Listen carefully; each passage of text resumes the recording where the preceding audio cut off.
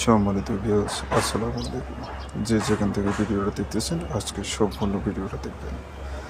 আজকে আপনাদেরকে সরাসরি দেখাবো কীভাবে রাজবাড়ি কবচের মাধ্যমে জয়লাভ করা যায়।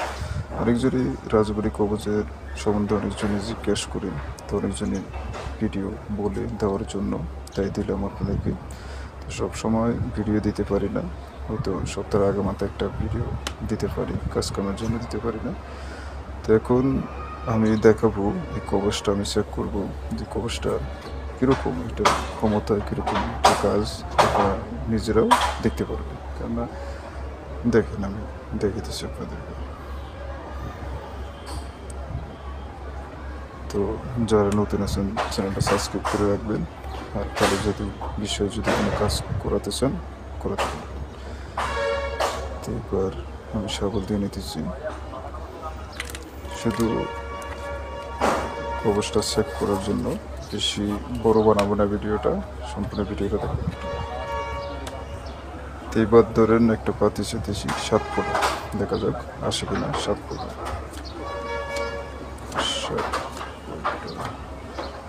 যাক এই যে আসলে 7 ফোঁটা। তবে সেদিকে টান প্রান্ত এসে 7 ফোঁটা, দেখা যাক। আমি আবারও সাবল দিয়ে নিতেছি।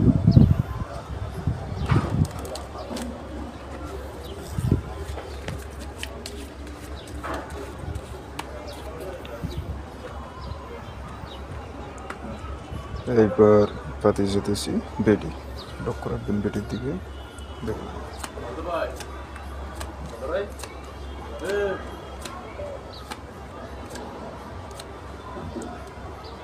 এই যে দেখেন বেডি, ঠিক আছে, এসে বেডি মানে এক কথা শেষ, মিস নাই।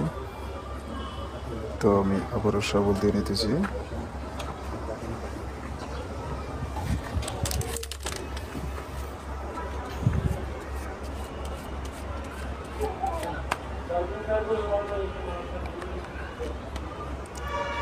তো এইবার পাতি যেতেছি টাক্কা, লক্ষ্য রাখবেন টাক্কার দিকে।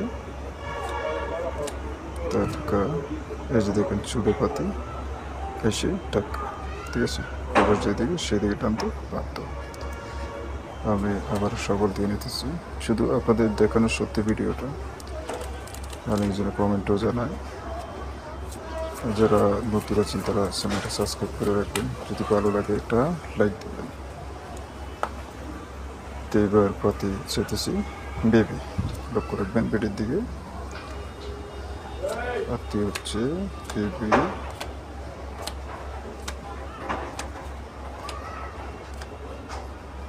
এই যে বেবি, ঠিক আছে। এসে এই যে এটা উপরেরটা, এই যে বেবি, ঠিক আছে। তো আপনারা দেখলেন সম্পূর্ণ ভিডিওটা। যদি ভালো লাগে থাকে আপনারা চ্যানেলটা সাবস্ক্রাইব করে রাখবেন। আর মূলত বিষয় হচ্ছে যারা সব সময় হারান, আপনারা এই কবচটা নিয়ে যদি কাজ করতে পারেন তাহলে আপনি নিশ্চিত জিততে পারবেন। কবচ ছাড়া আপনি খেলাতে হয়তো একদিন পাবেন, 10 দিন হারবেন। এটা যত বড়ই প্লেয়ার হোক না কেন, আপনি সাথে চাষ খেলা কখনো পারবেন না।